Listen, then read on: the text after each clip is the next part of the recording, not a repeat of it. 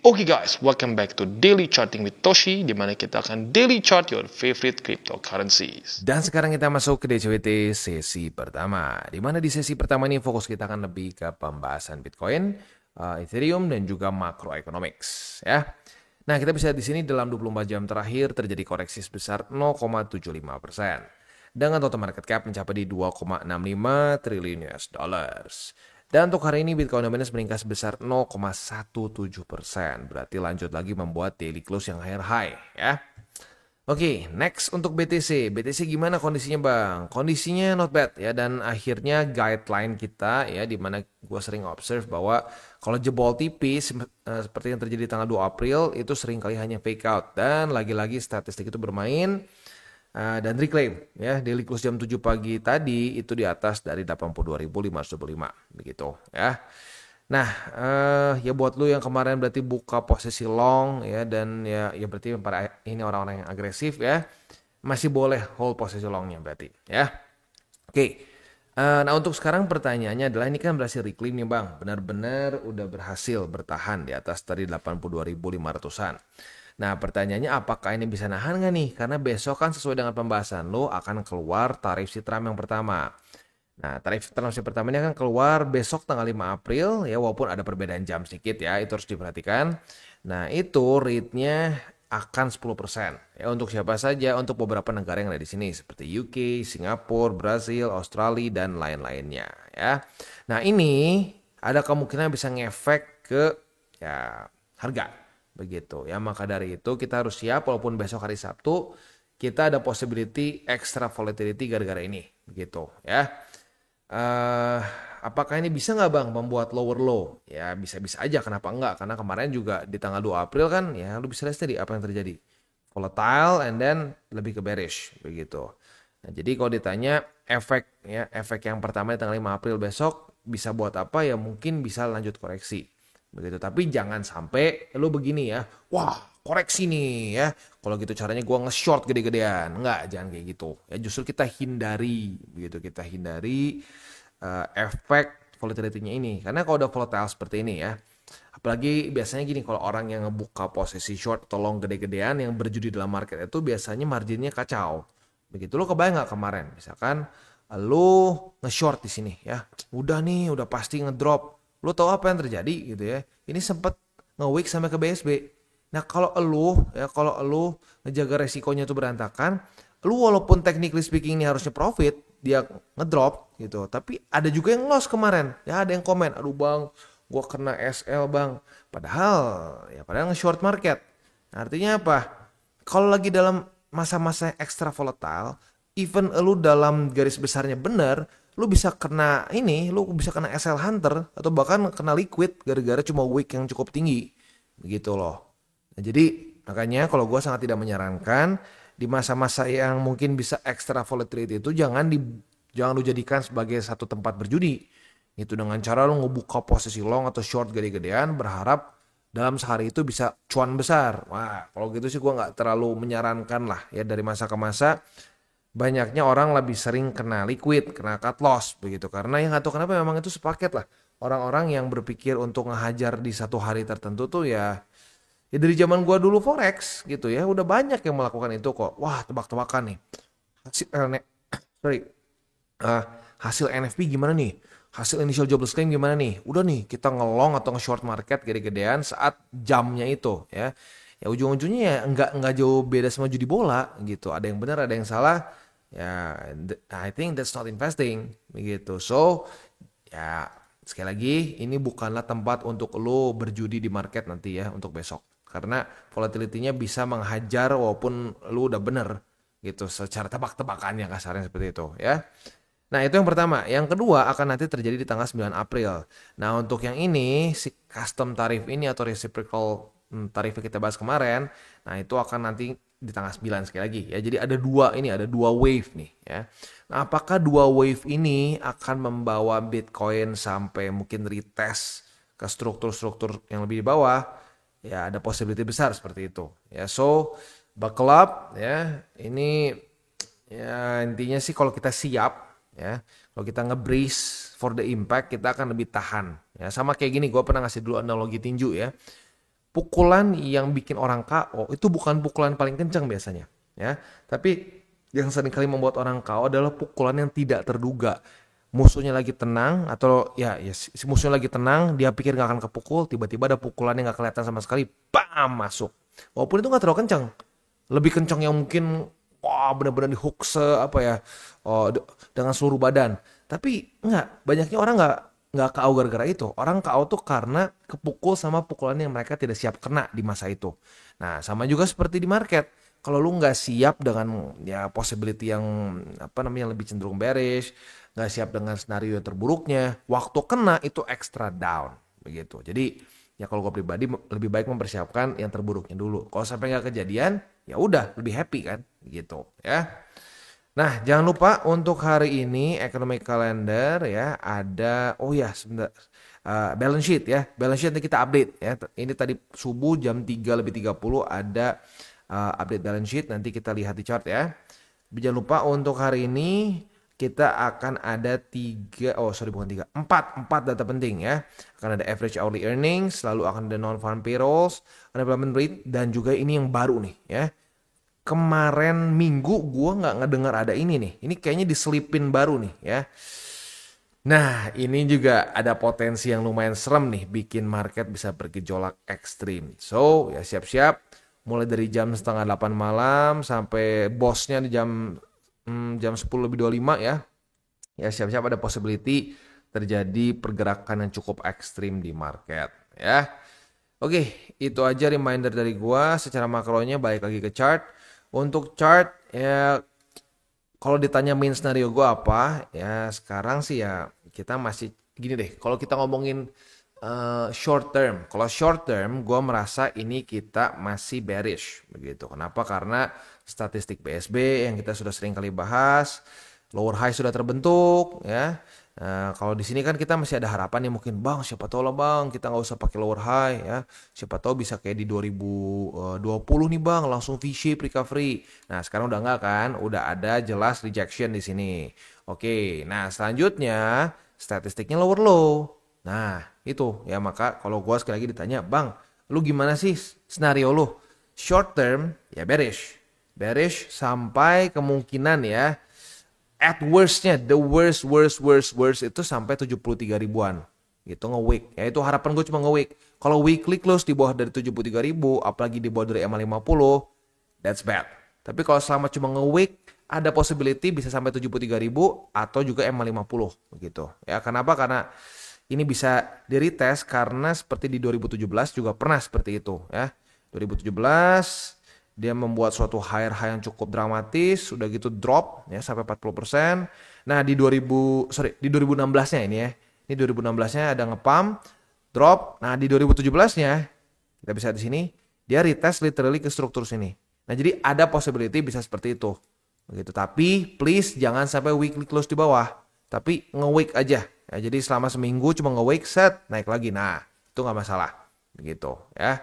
Tapi yang pasti kita harus siap, ya itu lower low. Kalau seperti itu. Ya. Nah, itu short term scenario gue. Kalau lebih ke sampai akhir cycle, gue masih tetap percaya kuartal 4. Begitu. Kita sudah sering sekali bahas bahwa ini sampai sekarang ya, BTC dari halving pertama itu belum pernah cycle topnya itu nggak post halving year kuartal 4 ya. Lu selalu lihat nih ya. Nih, ini kan halving pertama nih ya, tanggal 26 November 2012. Apa yang terjadi? Tahun depannya ya, kuartal 4-nya apa yang terjadi? Pucuk ya. Lalu di sini ini halving year 2000 halving year 2016 ya. Pucuknya di mana? Cycle topnya di mana? 2017. Kuartal berapa? Kuartal 4. Ini pun ya yang kemarin dibilang pecah ya. Kali ini pecah, statistik kuartal 4-nya berantakan kali ini ya. Apa yang terjadi? Ternyata naik lagi dan ujung-ujungnya apa? Ujung-ujungnya di kuartal 4 lagi, post halving year. Begitu ya. Dan mungkin kita akan merasakan yang mirip-mirip kayak gini nih ya, di mana dramatis dulu nih. Dites dulu ke bawah, udah banyak yang nyerah, baru nanti dihajar satu leg lagi ke atas. Begitu. Ya menurut gue paling mendekati sekarang seperti di 2021 kemarin. Begitu. Tapi apapun itu, ya kita masih tetap punya safety belt. Walaupun ini sampai sekarang statistik masih 100% loh. Ya. dari halving pertama ya, dari 2012 sampai sekarang itu masih 100% akurat.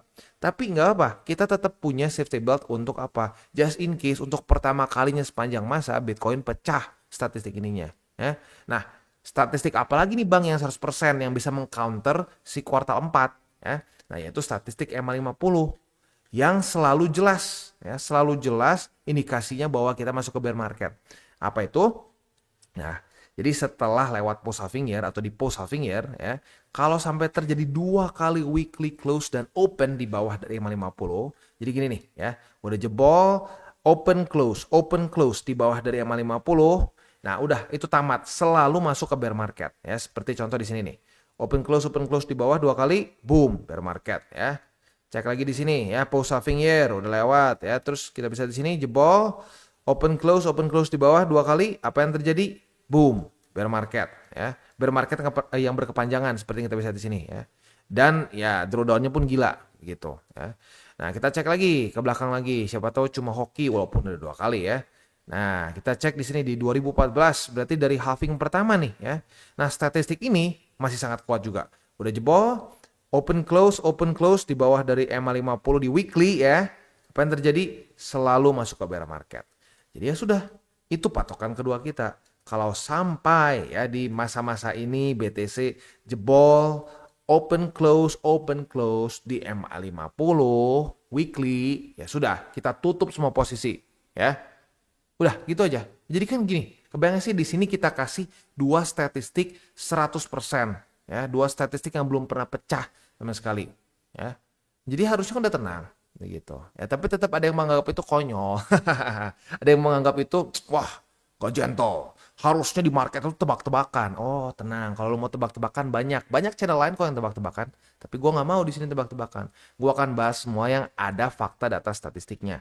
Dan sebisa mungkin data yang panjang kita bisa tarik terus. Ini kurang panjang apa? Kita bisa tarik sampai ke halving pertama. Begitu ya. Nah, tapi kalau gua perhatiin memang banyak orang yang cukup nggak suka dengan begini-begini. Karena satu, mungkin pusing. Ini apaan sih? Aduh, data dari 2012, begitu pusing gua ya.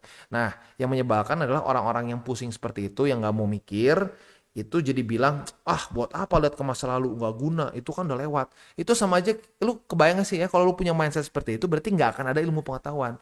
Karena semua ilmu pengetahuan itu adalah observasi dari hal yang sudah terjadi, gitu kan. Nah, ada orang-orang sekonyol itu, begitu ya. Nah, tapi ya gua rasa sih itu bukan mayoritas dari keluarga TCI lah. Itu benar-benar ekstrim minoritas, kurang dari 1% lah orang yang seperti itu ya. Nah, tapi untuk yang para newbies jangan sampai mau kena ya penyakit itu, penyakit kebodohan itu yang sebenarnya datang dari malas. Begitu, malas belajar, jadi bilang nggak ngaruh, padahal jelas ada patternnya. Nah, gini, kalau lu nggak mau terjadi bukan berarti patternnya nggak valid begitu loh. Kadang-kadang orang suka gitu ya. Dikasih solusi, apa sih ini nggak ada solusi? Padahal dikasih jelas di depan muka dia. Cuman dia nggak suka aja solusinya. Nah itu sering kali gue ngasih analoginya tuh kayak apa? Kayak orang lagi curhat nih ke temennya, aduh bro, gue habis dipecat nih bro. Nah kita pikir, oh habis dipecat. Pemikiran kita apa? Yo harus cari kerja lagi dong. Kalau nggak gimana keluarganya mau hidup? Ya, kita langsung kasih lihat nih. Oh ini ada lowongan kerja nih. Ya, temen gue baru buka bisnis. Ya, dia malah marah. Ah, lowongan kerja itu bukan solusi. Lah, solusi maunya apa? Pinjam dulu 100. Nah itu bajigur kan? Nah ya. Nah, tapi banyak orang yang seperti itu. Ya, nah sama di market juga banyak orang yang gue nggak mau ya, ini bukan solusi ya, ngelihat statistik udah lewat katanya nggak penting ya. Nah jadi solusinya pengen apa? Gue pengennya ngepam 1.000.000% gitu. Bangke, gue juga mau ngepam 1.000.000%. Gue mau BTC nih ya. Kalau ditanya bang, keinginan lo apa? Gue naikin, gue pengen sekarang BTC ya detik ini jadi 3 juta 3 juta USD ya, kalau bisa nembus 4 juta begitu. Nggak apa-apa, ini skenario gue salah, mendingan salah gue mendingan salah dan kaya begitu. Tapi faktanya kan market nggak peduli sama keinginan kita. That's the fact. Market cuma ngasih kita ya indikasi apa? Ya ini lu lihat sendiri, jebol BSB apa statistiknya ini.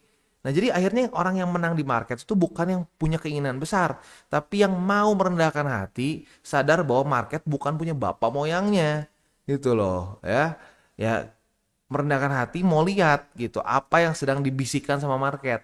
Begitu, dan market sayangnya sekarang masih membisikkan momentum bearish begitu. Kalau ditanya inginnya apa ya, gue pengennya ngepam, gue gue udah pengen lebih tajir lagi gitu ya. Jadi makanya gue suka kesel kalau orang bilang, ah dasar lu bear boy, bilang aja lu pengen turun supaya nyerok dulu. Enggak, ya enggak. Gue udah nyerok dari sini. Mau serendah apa lagi? Gue udah dari 2022 udah bottom di 15.600 ya. Ya kemarin sempat ngomong, wah mantap bang, kita bareng-bareng nyerok di 15.600. Iya, makanya jadi gue suka bingung. Bilang aja lu telat beli. Telat beli bapak lu. Gue beli dari 2022. Lu silahkan bisa cek ke video gue dari 2022. Begitu. Ya jadi mungkin elu gitu. Mungkin elu yang nyangkut. Takut sekarang tambah dalam. Begitu. Ya. Oke, beres lah ya. Selanjutnya kita tinggal masuk aja ke buy limit. Nah sebelum kita masuk ke buy limit, seperti biasa gue akan disclaimer dulu bahwa semua konten dari TCI bukan financial advice. Ini semua bentuknya adalah edukasi. Lalu bagaimana cara untuk mendukung TCI? Ada banyak caranya. Lu bisa like our video, bisa share our video, atau juga bisa menggunakan link referral kita di bawah. Dan sekarang kita akan dengar lu pesan-pesan dari sponsor kita pada hari ini. Oke, today's video is brought to you by Bybit. Di mana di Bybit ini kita bisa melakukan berbagai macam hal ya, mulai dari yang newbie sampai yang sudah advance.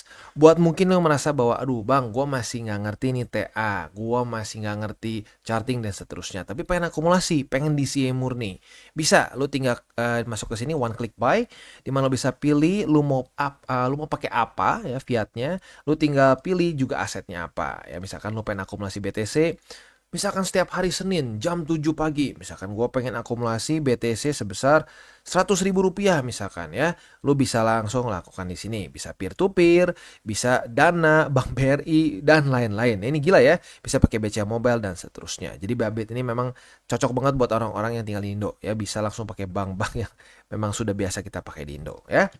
Nah, buat yang intermediate sampai advance juga di sini ada spot, nah, dan juga ada leverage tokens, dan tentu juga ada derivatives trading, di mana kita bisa menggunakan kontrak yang USDT maupun USDC. Jadi di sini lo bisa pakai USDC ya, karena nggak semua exchanger bisa menerima untuk futuresnya pakai USDC ya. Dan tentu juga lo bisa earning bunga juga dari kripto lo dan lain-lain. Dan tentu juga di sini kita bisa melakukan copy trade ya, di mana copy trade dari Bybit ini sudah cukup terkenal ya, dan kita bisa mendapatkan keuntungan juga. First copy trade kita bisa ada protection 100 USDT loss coverage ya, dan seterusnya ya. Jadi buat lo yang tertarik bisa silakan pakai, klik di link referral kita di bawah. Oke, dan sekarang kita masuk ke Bitcoin. Buat posisi long yang kemarin yang agresif, nah ini masih bisa dipertahankan sebenarnya. Kenapa? Karena ya dia daily close-nya masih di atas begitu. Nah buat yang konservatif kan nggak dapat posisi ya kemarin karena memang ini sedikit jebol ya. Nah kalau sedikit jebol seperti ini memang ada statistiknya fake out, tapi tetap lebih beresiko. Maka dari itu ya gue sarankan buat yang agresif aja ya. Nah so buat yang agresif ya, target TP-nya jangan lupa ada di angka 84.055 USD begitu ya. Atau kalau misalkan lo ngerasa, bang kayaknya kalau Jerome gue nggak berani deh bang walaupun nggak agresif, nah boleh pertimbangkan juga tutup ya. Atau misalkan lo ngerasa ini data unemployment rate juga bahaya, nah lo boleh pertimbangkan tutup begitu ya. Memang karena dua ini cukup ganas sepertinya ya. Oke, so ya itu buat yang posisi long di Bitcoin. Selanjutnya kita masuk ke spot. Untuk spotnya ada di angka 82.525, 81.065 USD, dan di 78.547 ya. Itu kurang lebih untuk posisi spot dan futures di Bitcoin. Untuk di Ethereum kita bisa di sini retest 1 retest 2 sudah terjadi, kita sudah dapat posisi long di angka 1.703 karena ya ini ya retest 1 retest 2. Nah, target TP-nya buat yang konservatif boleh pertimbangkan di sini nih, di angka 1.806. Sebenarnya sebagai struktur this is not too good karena jebol ya, tapi untuk target TP konservatif boleh gitu ya. Nah, buat yang agresif target TP-nya jelas yaitu di angka 1849,9 ya. Oke, untuk sekarang ya posisi spot di Ethereum masih satu dulu aja deh di angka 1773. Kalau sampai jebol lagi ya nanti kita baru cari lagi struktur selanjutnya ya. Ya, tapi ini dia ya efek dari efek dari ya BTCD terus menguat begitu. Wah, gue sempat nyaris lupa ya ngasih lihat BTCD ya. Nah, BTCD lanjut lagi naik begitu. Yang lanjut lagi naik kenapa ya? Karena ini ya, lu bisa lihat sendiri ya, balance sheet-nya naik lagi ya, ada peningkatan lagi balance sheet-nya. Jadi ya bener kan apa yang gue sebut, apa yang gue omong ya, bukan karena gue hebat, Ya tapi karena data faktanya menunjukkan itu. Ya, ini gue sampai nyaris lupa BTCD ya. Lihat, dia turun. Dia turun, apa yang terjadi? Ya kurang liquidity. Kurang liquidity ya BTC yang menguat. Udah sesimpel itu kan. Ya banyak orang yang nggak, wah enggak lah. Enggak nih, si ini bilang begini, si itu bilang begitu. Ujung-ujungnya apa? Sangkut kan sekarang gede-gedean kan, ancur-ancuran di alts kan. Ya sebenarnya gini loh, gua tuh kadang-kadang jadi kerasanya apa? Banyak orang jadi mikir kayak, wah Bang Toshi kayaknya nggak terlalu suka alts. Enggak, gue suka-suka aja di masa yang tepat. Ya sekarang masanya belum tepat gitu loh. Sekarang masih liquidity-nya kecil, ya udah jangan aneh-aneh gitu loh. Boleh tetap punya alts. Kan 70-30 bukan 100% BTC. 70-30 atau 60-40 kan. Nah ya itu aja patokannya di situ. Gitu ya. Ya udah sih kurang lebih gitulah mungkin untuk DCOT sesi pertama ini. Ya gua udahlah gua ngomongin lagi aja, jangan kita masukin harapan kita ke market. Kita lihat fakta data statistiknya aja begitu ya, karena kemarin satu sempat ngomong, wah ini mulai ada lagi nih orang-orang yang lihat nih tanggal sekian gua beli, dia bilang tuh Dogecoin, udah lu nggak usah beli, gua aja yang beli, nanti gua yang kaya sendiri lah, kasarnya seperti itu ya. Dulu juga banyak yang gagah perkasa kayak lu ngomong kayak gitu di 2024 gitu, sekarang kemana? Hancur semua begitu. Sekali lagi ya, nggak apa-apa punya alts tapi rasionya tepat, 30% atau 40% dari portfolio. Jangan semuanya alts. Kalau semua portfolio alts, menderita ya. Ya gimana nggak mau menderita, orang liquidity-nya kurang begini mampet ya. Ya udahlah, realistik kita ya. Ya terbukti kan ya, gua nggak cuma bacot doang. Nih turun terus kan balance sheet, apa yang terjadi? BTCD naik terus. Udah, sesimpel itu. Itu ya. Oke, kita tutup dengan 3 golden rules. Jangan pakai uang panas, jangan over leverage, berpikirlah jangka panjang, dan yang terakhir apa? Salam tabur tuai. Apa yang lo tabur akan lo tuai, jadi taburlah sebanyak mungkin hal baik. Oke guys, jadi itu adalah akhir dari segmen DCWT kita pada hari ini. Dan jangan lupa bagi kalian yang merasakan manfaat dari segmen ini, jangan lupa untuk share ke teman-teman kalian. Dan apabila lu pengen mensupport channel kita, ya TCI, jangan lupa untuk menggunakan link referral kita di bawah. Nggak wajib ya, tetapi apabila lu menggunakan link referral kita di bawah, ada macam-macam ya, dari Bybit, Huobi, Maxi, toko kripto, dan banyak lagi ya. Ya, walaupun nggak wajib, tapi kalau menggunakan link referral kita, lu secara langsung membantu perkembangan dari TCI. Dan satu lagi, jangan lupa juga untuk join Telegram group kita, di mana kita bisa ngobrol-ngobrol santai mengenai dunia cryptocurrency secara dua arah. So, jangan lupa untuk like, subscribe, click the bell icon, and see you on the next video.